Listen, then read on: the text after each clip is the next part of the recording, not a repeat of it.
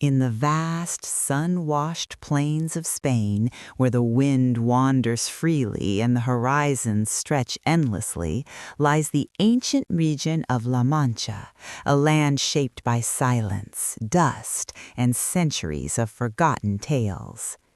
In one of its most unremarkable villages lived a man whose imagination was far more extraordinary than his circumstances.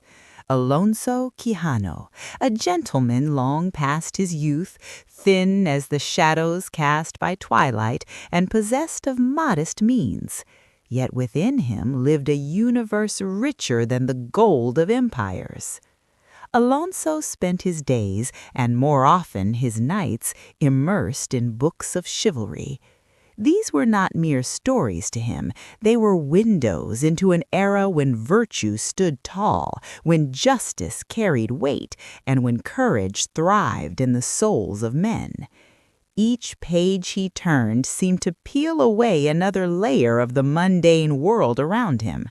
The candlelight flickered over passages of noble quests, enchanted forests, fearless knights, and sorcerers whose spells shaped destiny. In these tales, Alonso found not escape, but purpose. The boundary between what was written and what was real thinned until it nearly disappeared. As the books consumed him, so too did the longing to step beyond the threshold of his ordinary life. He came to believe that the world still cried for heroes, that injustice had not died, only people's will to challenge it had. Then, in the silence of one unforgettable night, a voice rose within him like a prophecy. Chivalry lives only if someone dares to revive it, and perhaps that someone is me. In that moment, Alonso Quijano became Don Quixote. He sought out remnants of armor buried in corners of his home, a cracked shield, a rusted breastplate, a helmet battered by time. Though these relics had long lost their glory, Don Quixote breathed new nobility into them by sheer conviction. He took his bony, aging horse, an animal the world saw as weak, and bestowed upon it a majestic name, Rocinante, as though the name alone restored strength to its tired legs.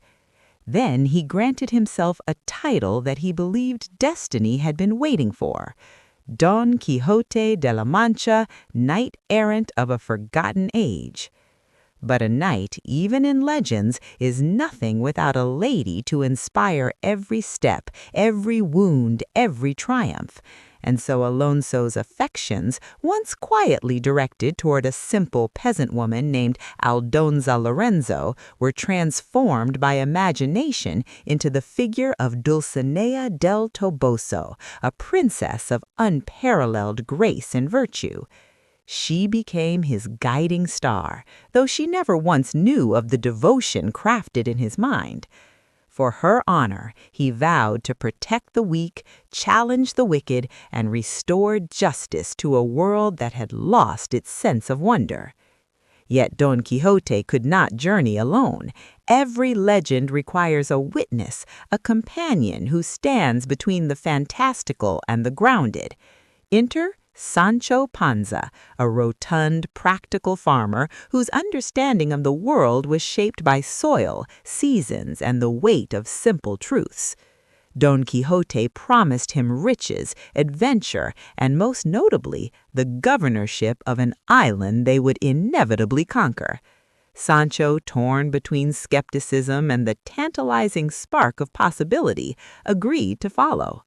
Thus began the most iconic companionship in literary history, the dreamer and the realist, walking side by side toward the unknown. From the moment they left their village, Don Quixote saw the world not as it was, but as it should be. Where others saw windmills, massive wooden towers built to harness the wind, Don Quixote saw towering giants, their long rotating arms poised to strike. He charged forward with unwavering conviction, only to be cast violently to the earth. Sancho tried desperately to explain the truth, but Don Quixote held firm to his belief that sorcerers manipulated the world to hinder his quest for glory. This pattern repeated across their travels. Illusion and reality clashed like dueling swords. A flock of sheep became an approaching army. An inn became a royal castle. A humble serving girl transformed into a noble lady under enchantment. Rough bandits became villains worthy of epic battle.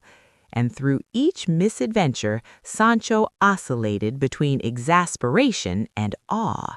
He often attempted to pull Don Quixote back into the world of reason, yet even he could not always resist the pull of his master's dreams.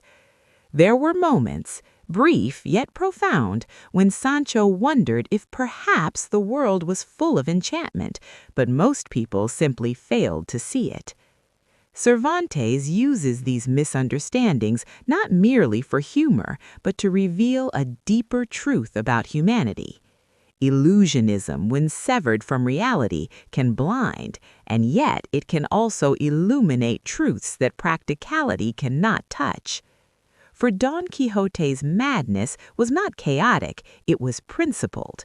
He believed in courage, honor, mercy, dignity.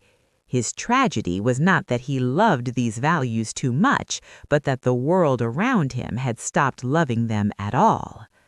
Along the road, there were moments of striking tenderness. Don Quixote, for all his delusions, constantly sought to defend the oppressed. He imagined himself saving a boy from abuse, though his actions ultimately worsened the situation. He intervened in quarrels he misunderstood. He fought battles that needed no fighting. Often his idealism caused pain, but its origin was pure, a heart aching for goodness. Sancho grew deeply attached to him. Though grounded in common sense, Sancho admired Don Quixote's unbreakable spirit. Their conversations, sometimes humorous, sometimes philosophical, became the beating heart of the story. Through Sancho's evolving loyalty, the narrative reveals how dreams, even flawed ones, can inspire and uplift those around us. As their journey expanded, so did the symbolic landscape. The windmills became humanity's eternal struggle against invisible doubts and illusions. The broken armor symbolized noble ideals enduring despite decay. Dulcinea represented unattainable perfection, an emblem of aspiration itself. Sancho's transformation represented the delicate balance between reason and imagination. But every journey, no matter how luminous, edges inevitably toward its end. After countless trials, humiliations, and unexpected moments of grace, Don Quixote returned home, exhausted, bruised, and stripped of his illusions. His body weakened, his spirit dimmed. A deep illness took hold. As he lay in bed, the dreams that once soared beyond the clouds settled quietly upon the earth. Sancho, heartbroken yet loyal, begged him to rise again. "Let us go, my lord, let us ride once more. The world still needs its knight." But Don Quixote's voice emerged faint, trembling with resignation. "I am no longer Don Quixote. I am only Alonso Quijano." This confession ruptures the heart of the story. It is the death of a dream before the death of a man. Shortly afterward, Alonso Quijano passed away, quietly, gently, leaving Sancho alone with the memory of a journey that reshaped his soul. And in Sancho's grief shines one of literature's purest truths. What the world calls madness may sometimes be nothing more than the refusal to stop believing in goodness. Don Quixote endures because it is not simply a tale of folly, it is a profound meditation on the human condition. Sancho Panza and Don Quixote form the two halves of our existence, one grounded in what is, the other reaching toward what could be. the novel leaves us with questions that echo across time. Are we defined by the world we see or by the dreams we dare to chase? Is reality the measure of life, or is meaning found in the illusions we choose to believe? In the end, Cervantes does not give an answer. Instead, he hands the question to us, the readers, trusting that we will wrestle with it long after the final page closes. If this extended story touched you, don't forget to comment, show your support, and subscribe for more journeys into the world of literature and imagination.